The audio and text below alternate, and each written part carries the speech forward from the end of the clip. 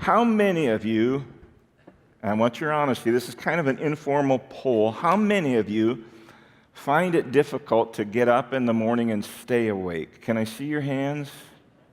We're looking at forming a support group. That's why I'm just asking. No, seriously. Since this is the 21st century and my staff knows what a technological guru I am, I found some 21st century ways that we can wake up today. The first is clocky. It's the name of an alarm clock that has two wheels. The moment the alarm sounds, those two wheels start spinning. Now, this was developed by a graduate student who had troubles himself getting awake in the morning for classes. So he developed this and made it such so that even if it comes off of the table or the nightstand, it's durable. It will still stay together. Most of the time, it finds its way underneath the bed. By the time you locate clocky, you're wide awake. You know what I'm saying? Okay? Another alarm clock, immediately when it goes off, starts jumping around and lights start flashing various colors. It emits this piercing noise until it is found and turned off. Now, here's one a lot of you, maybe guys in particular, it's called the bacon alarm clock. I'm not kidding. It produces the smell of frying bacon while at the same time a phone app plays the sound of bacon sizzling in a pan. And because beds are usually warm and cozy and we don't like to get out of them, Colin Fursey created the ejector bed. I mean, it literally throws a person out of bed while lights are flashing and the trumpets sound.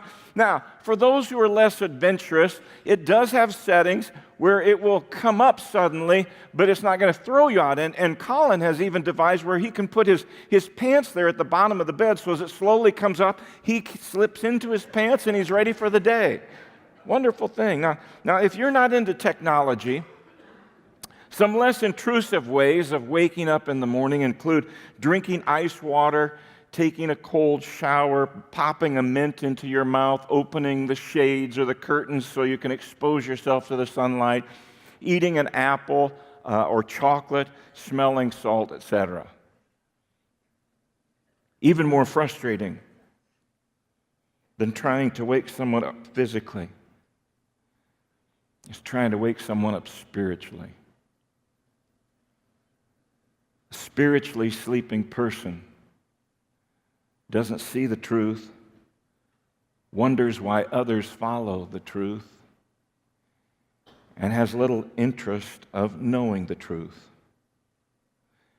And the fact is, we all have been spiritually asleep at one time or another, and there are some here this morning who are still spiritually asleep. And while a person who finds it difficult to wake up physically, struggles to engage in life that particular day, a person who refuses to wake up spiritually is clueless to the majesty and the wonders that he or she is missing out on. While a person who refuses to wake up physically may lose their job, a person who refuses to wake up spiritually will lose their heavenly eternal prize. And that's why the Apostle Paul admonishes all of us, wake up, sleeper, and rise from the spiritually dead, so Christ's light will shine on you. In our current sermon series, we are examining how God dealt with various messes of people in the Bible. But instead of leaving people in their messes, God turns messes into messengers or messages that we can share with others about God's undeserved love, His undeniable redeeming grace toward those who fully surrender to Him. And so we turn to Judges chapter 13 through 16, and we read about a time in Israel's history when the people of God didn't have a king. So God would periodically raise up a judge who would lead the Jewish nation to military victory over a foreign nation that had enslaved them. And that leader would then serve as kind of the president, the supreme judge who would provide godly stability and direction to Israel. Now, I hope that you took time to read Judges 13 through 16. I put in, for next week's bulletin, we're going to be looking at Job. I'd like for you to read all 42 chapters of Job. They're not that long, but it's necessary to understand the background. So we're only going to touch upon a few areas of Samson's life, but our text comes from the end of his life, Judges chapter 16, and I'm going to begin reading from verse 23. The Philistine rulers held a great festival, offering sacrifices and praising their god Dagon. They said, "Our God has given us victory over our enemy Samson." When the people saw him, they praised their God, saying, "Our God has delivered our enemy to us. The one who killed so many of us is now in our power." Half drunk by now, the people demanded, "Bring out Samson so he can amuse us." So he was brought from the prison to amuse them, and they had him stand between the pillars supporting the roof. Samson said to the young servant who was leading him by the hand, "Place my hands against the pillars that hold up the temple. I want to rest against them." Now the temple was completely filled with people. All the Philistine rulers were there, and there were about 3,000 men and women on the roof who were watching as Samson amused them. Then Samson prayed to the Lord, "Sovereign Lord, remember me again. O God, please strengthen me just one more time. With one blow, let me pay back the Philistines for the loss of my 2 eyes." Then Samson put his hands on the 2 center pillars that held up the temple. Pushing against them with both hands, he prayed, "Let me die with the Philistines." And the temple crashed down on the Philistine rulers and all the people. So Samson killed more people when he died than he had during his entire lifetime. So if you take out the outline there inside of your bulletins, we see, first of all, as we look at all of the chapters, 13 through 16, that Samson ignored others and pleased himself. The reason some people do dumb things or evil things is because all of us are born with a selfish nature. We falsely imagine that the world revolves around me from the time we're born. And unless our parents teach us about unselfish behavior and how it is to live unselfishly, we will be selfish. We will make selfish decisions when we're children and when we're youth, and yes, even when we're adults. 2 friends met for dinner at a restaurant. Each of them ordered the same thing, fish. When the fish arrived, both pieces were on one platter, and one of the guys puts the smaller of the 2 pieces, because they were different sizes for some reason, he puts the smaller fish on a plate and slides it across to his friend and keeps the larger piece for himself. The friend is dumbfounded, man. There was no communication here, no negotiation, and he says, "That takes a lot of nerve." And the first guy says, "What do you mean?" He says, "You gave me the smaller piece of fish and kept the larger fish for yourself." So the other guy says, "Well, how would you have served it?" Well, his friend said, "I would have given you the larger piece of fish and kept the smaller one for myself." The first guy says, "There you go. It turned out just as you would have done. You got the smaller piece and I got the larger piece. We both got what we wanted." We are by nature selfish. And we learn in Judges 13 that Samson was an only child, born to his parents when they were older. Samson was used to getting his way. In Judges 14, Samson spots a young Philistine woman he wants to marry. Now, the Philistines had ruthlessly enslaved the Israelites for many years. And the Bible doesn't indicate to us that Samson really spent that much time with this lady. It simply says in chapter 14 and verse 1, she caught his eye. So he returns home a short time later and he says to his parents, "Hey, I saw this good-looking Philistine lady and I want her. I want to marry her. Get her for me." Her parents were dumbfounded. Surely there's an Israelite woman that you could marry. Why in the world would you want to marry a Philistine woman? But he persists. Get her for me. I want her. And that situation pretty well sums up Samson's life. He was controlled by self. He took what he wanted, and whenever Samson didn't get what he wanted, he was strong enough to show revenge on anyone who challenged him. Now, we have learned the last 2 weeks that God always has a plan for our lives. Always. In everything he does. And so we read in verse 3 of chapter 14 that because God knew Samson, he used Samson's selfishness to bring about a confrontation between the Philistines and the Israelites, because it was in God's mind to now free the Israelites from the Philistines. And ultimately, Samson did that. He brought freedom from the Philistines to the Israelites. But listen, I want to tell you, there was nothing noble about his motivation. Samson wasn't concerned about Israel's freedom. He lived for himself, period. He took what he wanted and when he wanted it. And that is something that all of us wrestle with from the time we're children. Arnold Schwarzenegger was infected by the selfish Samson virus. One of the women that Arnold lived with said of him, and I quote, "Arnold was classically conceited. He thought the world revolved around him. He has admitted to many indiscretions and affairs which ultimately led to his divorce from Maria Shriver, with whom he had 4 children. He is quoted as saying, 'I am not proud of the mistakes that caused my family pain and split us up.' The 71-year-old actor, politician, bodybuilder says, quote, 'Looking back, I stepped over the line several times and I want to apologize.'" Isn't that the way it is? We so often look backward and go, "Oh man, the mistakes I made. Oh, if I could do it differently again." Sylvester Stallone once said, quote, "If you look back at life, I bet you will regret 80% of your actions."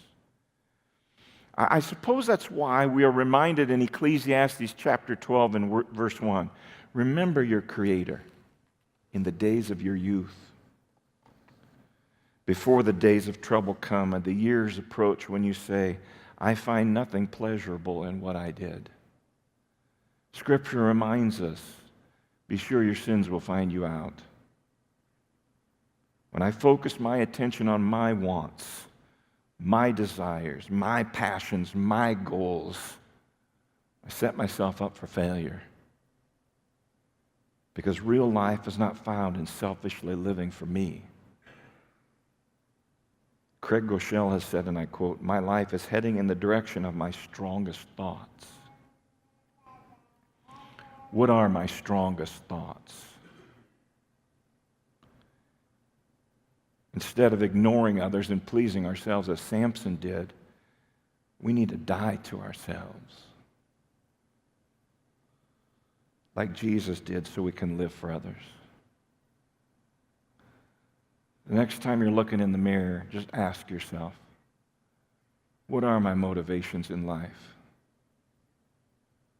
Who am I living for? Am I living for me? Or am I living for others?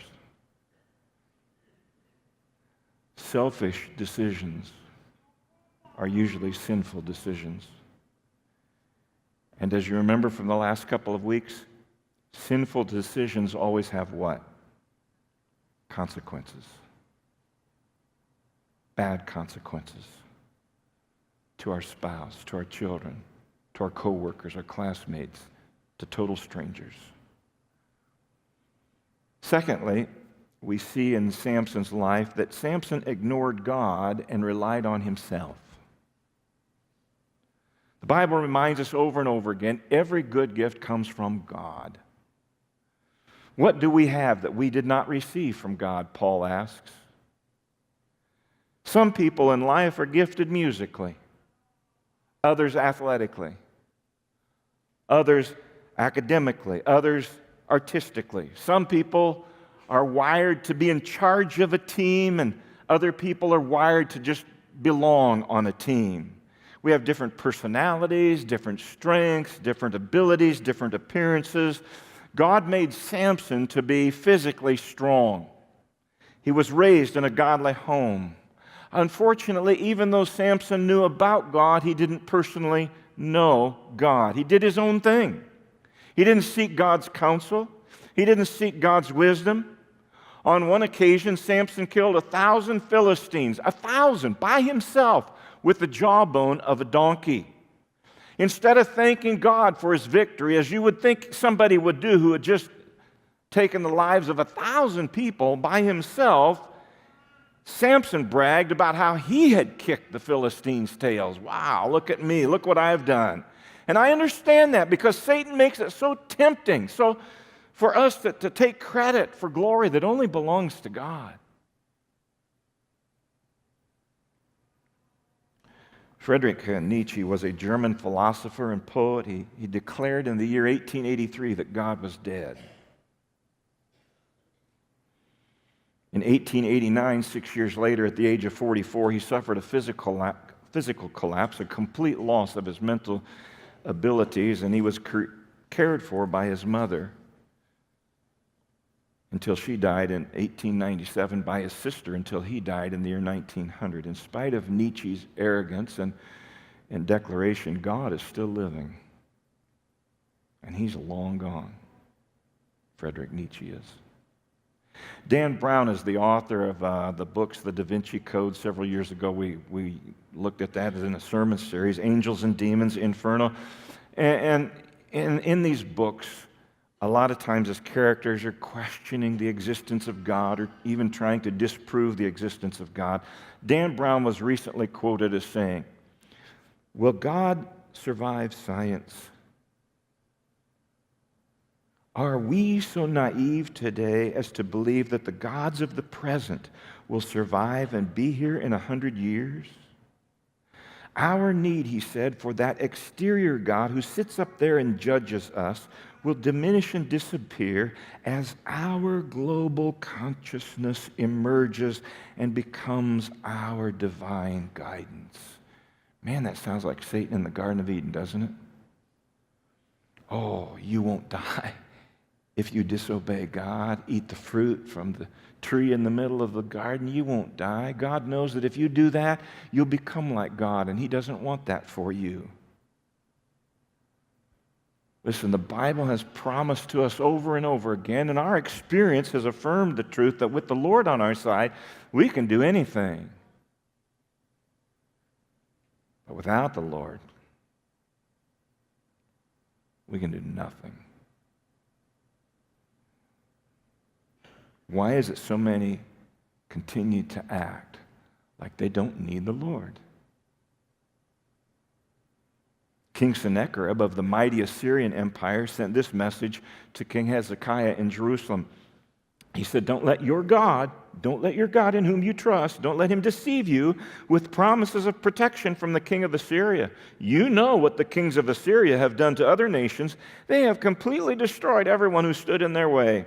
Have the gods of the other nations rescued them? Why should your God be any different? Well, several years later, the great Assyrian Empire fell to the Babylonians. And many years after that, the Babylonians fell to the Persians, and it continues to do that over and over again.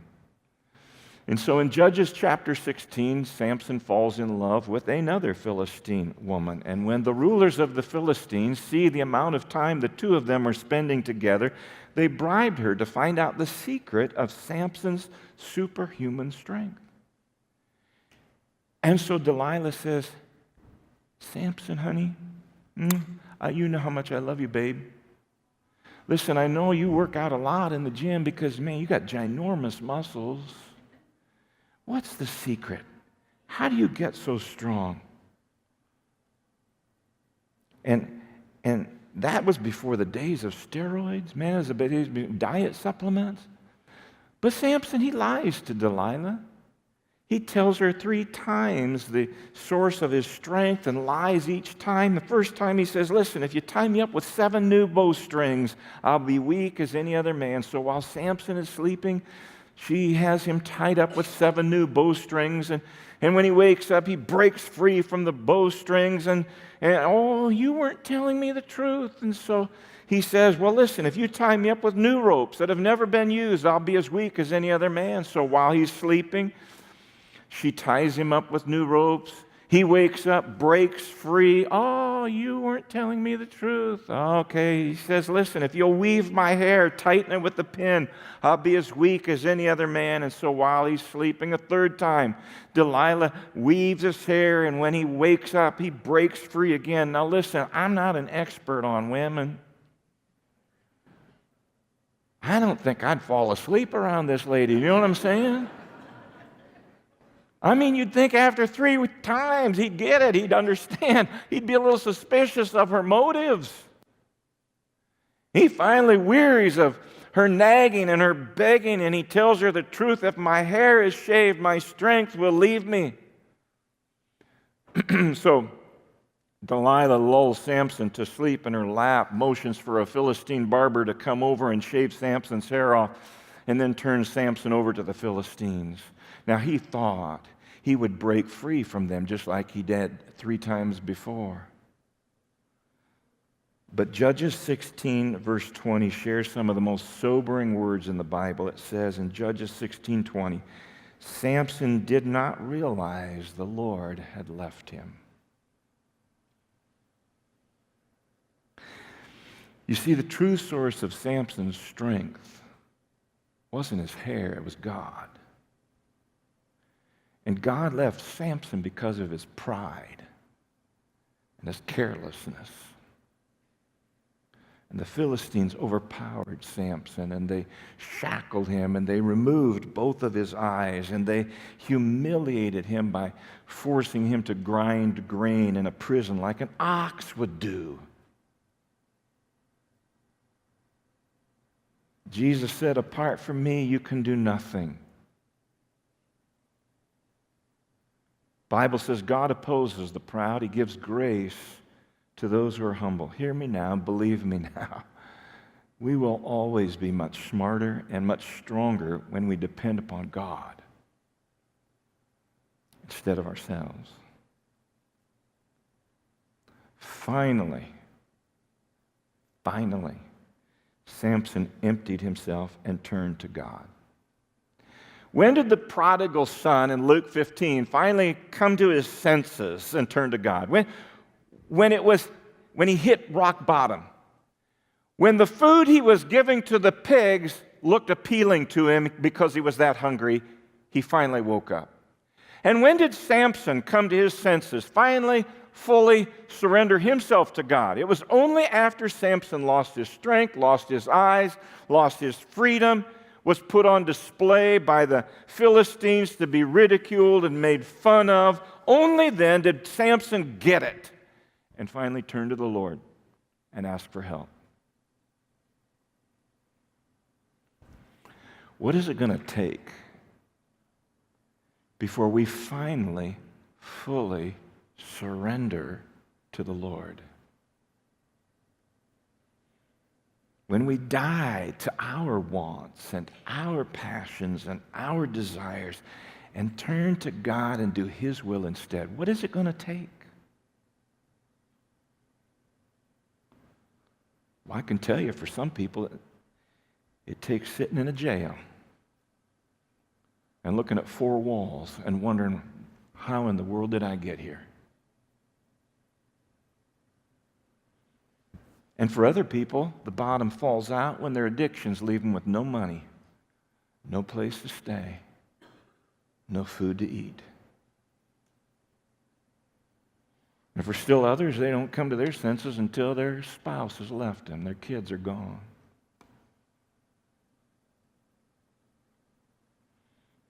Bill Wilson and Dr. Bob Smith were alcoholics, tried everything, as people who are addicted do, to try and kick their addiction. And when they finally turned to God, it was God who divinely, miraculously brought these two together, and they established Alcoholics Anonymous. And with the help of members in that initial group that they formed, they developed AA's 12-step program of character and spiritual development. And it was based, the 12 steps are based on Jesus' Sermon on the Mount, 1 Corinthians 13, and James from the New Testament. Millions of copies of their books have been sold around the world. 115,000 recovery groups exist around the world, other support groups. Patterned after AA include Gamblers Anonymous, Overeaters Anonymous, Debtors Anonymous, Sexual Compulsives Anonymous, Workaholics Anonymous, and many more. I'm telling you, if God could use two alcoholics named Bill Wilson and Dr. Bob to literally turn millions of people around and over to God, then God can do the same with you and I when we fully surrender our lives to Him. Believe it. There was a time when God used the pagan nation of Babylon to punish Israel and all of the other nations of the world. And the king of Babylon at that time was a guy named Nebuchadnezzar. Nebuchadnezzar is walking on the roof of his house, the flat roof, and as he's doing so, he looks out over the city, and Nebuchadnezzar says, "Wow, look at this great city. By my own power, I have built this beautiful city to display my majestic splendor." The words weren't even fully out of Nebuchadnezzar's mouth when God called down from heaven. And God said, "Nebuchadnezzar, you will be driven from society.